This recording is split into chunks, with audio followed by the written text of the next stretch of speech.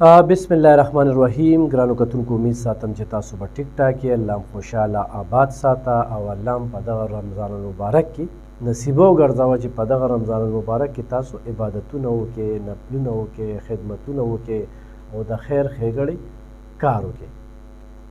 خوش نصیبه دي هغه خلکه چې په هغوی باندې دغه رمضان المبارک راغی او دا ټول کال هغه نچوړ چې کوم دی هغه په دغه میاشت کې دی چې دغه میاشت کې موږ صرف په خوبونو باندې تیره نه کړو، د خلکو خدمتونه مو کړو او عبادتونه مو کړو. ډېر خلک چې په تیره روژه کې زموږ سره ژوندي وو، په دې روژه کې زموږ سره نشته. زموږ ډېر داسې ډونر چې هغه نشته دی، هغوی دپاره د خپل رب نه دعاګو یو چې خدای هغوی له جنتونه ورکړي او یقینا نن هغه چې په دنیا باندې چا سره ښېګړې کړي دي هغه به په آخرت کې په کار راځي. موږ انسانان نن د ځمکې د پاسه ګرځو، خو سبا د دې ځمکې د لاندې یو ورځ نه ورځ چې کومه ده نو د دې دنیا نه تګ دی. ټول کال هم په تاویلي ماویلي بغض کینه حسد او په دې کې تېر کړ. نو دا ډېر خوشقسمته خلک دي چې ژوندي پاتې شو. دغه روژه یې پکې خدای پاک په نصیبه کې وګرځي، سره زمونږ د خدای پاک دغه روژه زمونږ په عبادتونو کې تېره کړي، خدای هم پکې ژوندي پاتې کړي چې په خپل رب باندې خپل ځان وبخو. د رنګ رنګ خبرې وشولې، د رنګ رنګ چې کوم دی نو تاویلي ماویلي وشو. موږ پښتانه چې کوم دی یو خو په شارټ کټ کې ځان مالدار وو، بل چې کوم دی نو د ویوز او لایک دومره لیوني کړي وو چې په هغې کې بهتانونه تورونه او بس په خپله یو کار نه شو کولی، نو بل هم په دغه کار باندې پرې نه پرځو کېږي، نو لګیا به یو او په څه چل باندې به د هغه د بدنامولو کوشش کوو.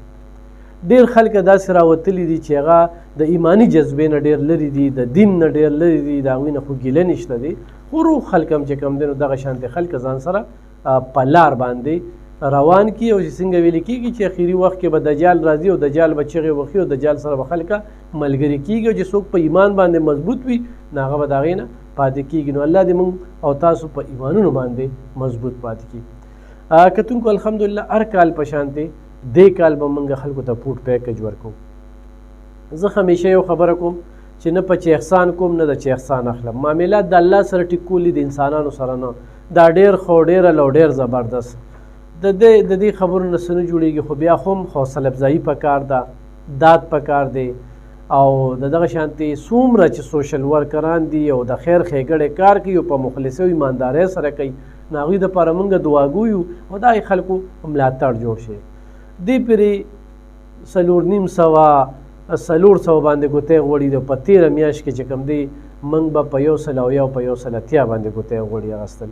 نو په دغه نسبت سره دا روژه چې کومه ده ډېره زیاته ګرانه ده، ځکه چې دیاړي هماغه ده، روزګارونه شته دی نه، نو چې خدای پاک چاله ورکړې ده نو الله دې نصیب کړي او هغوی ته زموږ دغه خواست دی چې تجارت وکړي د الله سره، په خپل چم ګاونډ کې په خپل کلي علاقه کې د غریبانو خیال وساتي. څو پورې چې الف خان شرپو ویلفیر فاونډیشن دی نو دا یو رجسټر اداره ده، د دې یو اډیټ کیږي باقاعده چې کوم دی موږ چاله پوټ پیکج ورکوو. دا یو فارم دی او دا فارم چې کوم دی نو دا موږ ډکوو، د هغوی شناختي کارډ نمبر، د هغوی ځای نښه پته او دې کې موږ سره رضاکار کار کوي. موږ دې ته نه یو ناسې یاره موږ پکې دونه والو ده او هغه نه، او چې څوک را سره ډونر دي یا څوک را سره مدد کوي خو د 400 وي 400 نه بهر وي د پښتونخوا ځای کې وي، نو زمونږ یو ټکانه معلومه ده او د ټکانې ته خلک راځي. نو زمونږ طریقه کار دا دی چې موږ خو یو په ویډیو باندې کار کوو، چونکې دې پرې هر سړی حقدار دی، خو کونډه او یتیم چې کوم دی چې د چا څوک نه وي. ډېر خلک وي الف خان شرپو دفتر ته ښځې راځي، نو چې چا خاوندان ني خو هغې ښځه وي نه ښځه دلته کې راځي، د چا رونه نه وي ماشومان وي دلته کې راځي. ویډیو ته چې څوک راځي نو ډېر د مجبورۍ بېوسۍ او بېکسۍ نه راځي. نو دې خلکو ته سپک مه ګورئ، د دې خلکو عزت وکړئ، خپل کور وګورئ. بس دې پرې حالات چې کوم دی نو د هغې نه زیات ډېر ګران دي او د بل په عزت کې خپل عزت وګڼئ. کله هم دا مه وایه چېرې چا په بېعزتۍ کې به زه عزت چې کوم دی ومنم. موږ نه څه غلطۍ دغه شوي دي چې موږ د بعضې نه خبرو بس جوابونه ورکړي دي، نو په کار چې موږ جوابونه ورکړی وي دغه غلطۍ هم کړي دي او د هغې نه خلکو ته موقع میلو شي د بحث مباحثې او هغوی به بس هغه ویډیو وکړي چې هغوی ته ویوز او لایک او دونه د ځانه دروغ ما په دې سوشل میډیا ولیدل چې حیران شم چې دغه خلک هم په دې روژه کې خلکو ته نصیحتونه کوي، دغه خلک هم داسې په مایک باندې کینی او خبرې اترې کوي. دوی دې لږ په خپل عمل باندې چې زه دا ویډیو جوړوم دې نه ما ته څه پیدا ده، قام ته دې څه پیدا ده، او خو زه څوک منې کړم نو څه ګټه به وکړم، او خو تاسو چاله څه ورکړي وي نو هغه ښایې، نو په خپل هم چاله یو بوجه وړه نه دي ورکړی او لګیا یو د خلکو په ذهنونو کې بدګماني پیدا کوي. دې نه اجتناب وکړئ، د الله د قهر نه ویریږئ، د الله څپېړه ډېره ګرانه ده. نو کتونکو الحمدلله موږ خپله خو خوشحاله یو، ژوند تېرېږي، معاملات به د الله سره ټیک کوو او د انسانانو سره نه. او زه وایم چې ما سره وی که نه چې به دې خلکو مې داسې شیندلې وي. دغه ژوند دی، د دې دنیا نه به ځم یا نن وي یا سبا وي، خو دغه 2.5 ګزه ځای ته ځان تیارول ساتل پکار دی. او زه الحمدلله هغې ته تیار یم، او خو څوک نه وي نو راشي 400 کې تپوس وکړي د هغې خلکو نه چې هغې کې ایمان وي، هغې کې د الله یره وي، او هغې کې چې کوم دی نو غیرت او پښتو وي. دا به انشاءالله د علب خان شیرپو فاونډیشن او د علب خان شیرپو ستاینه کوي. چونکې زموږ پیژنګلو ریډیو دی، ټي وي دی، بیا پکې سوشل میډیا ته رالو، بیا نه خدای پاک دا سوشل ورک کار واغسته، یو غټ سازش شو چې دا لیک په موږ څنګه خراب کړو، دې به څنګه توبه وباسي، د دې کار نه به دې څنګه په ډډه کړو. خو د هغوی هغه عزایم چې کوم دی ناکامه شو، دغه کار زموږ روان دی، خو په کیمره وي، خو د کیمرې نه بار وي، او خو یو ښه میسیج ورکوو، خو د زورور خلاف اواز پورته کوو، یو خو چا سره مدد کوو. نو زموږ هغه سلسله روانه ده. خو زه خپلو کتونکو ته دا وایم چې دا د یو ډېر غټ سازش لاندې دا سلسله روانه ده، او هغه مافیا چې هغه ناسوري خلکه دي د هغوی خلاف ما اواز راپورته کړی دی، او راپورته کوم به، او تر مرګه به راپورته کوم. هغې خلکو مخرې را پیدا کړی او هغه مخرو ته چې کوم دی نو هغوی پیسې ورکړئ.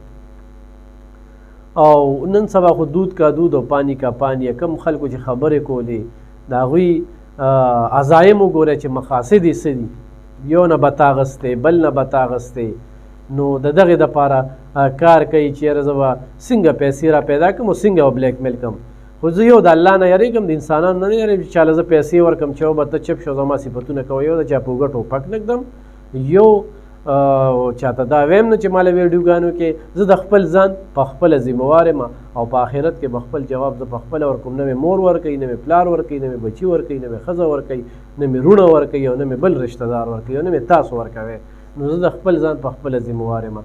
نو او په ښه په ډاډه زړه باندې په خوشحاله ضمیر سره، جوابدeh ضمیر سره چې کوم دی نو په دې دنیا کې ژوند کوو. او چې ماښام وده کېږو نو سوچ کوو چې نن ورځ کې رانه الله پاک د خیر ښېګړې کم کار اخیستی دی. دا چې هر سړی د خپل ژوند مقصد جوړ کړي، او انسان دی د ژوند دا مقصد جوړ کړي چې په ځان باندې باس وکړي چې ما څه کړي دي.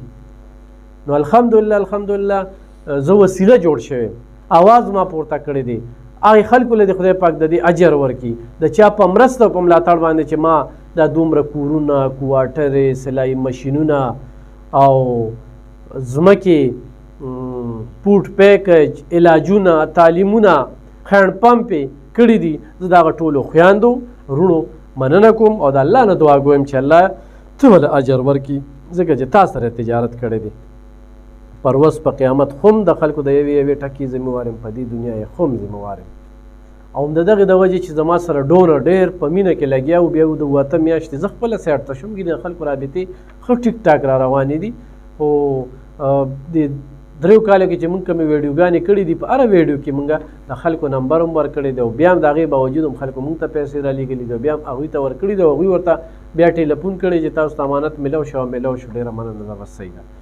نو ولې چې په هره ویډیو باندې زموږ اکاونټ نمبر وي، نو څوک هم مدد کوي نو بالکل را سره کولی شي پوټ پیکج په دغه کې، ځکه چې موږ له صرف د 400 نه بهر هم زنانه راځي، ډېرې زنانه را سره په رابطه کې دي چې څه خلکو له به ورکوو، چې نو ویډیو به کوو، تاسو ته به وړاندې کوو، او چې په کومه طریقه تاسو مطمئن کیږئ په هغه طریقه به علب خان شیرپو ویلفیر فاونډیشن چې کوم دی نو تاسو مطمئن ساتي. مقصد هم د ژوند دغه دی، او مقصد د ژوند دغه جوړول دي چې د خلکو مدد وکړو، چې په کومه طریقه باندې وي چې په دې ګرانه کې، په دې سختو مرحلو کې چې کوم دی د خلک د ځان سره وچلو، مایوسۍ له ورنه کړو، ژوند یې ستړی نه شي او عبادتونه وکړي او موږ او تاسو ته دعاګانې وکړي. په خپلو دعاګانو کې مې یاد ساتئ. بیا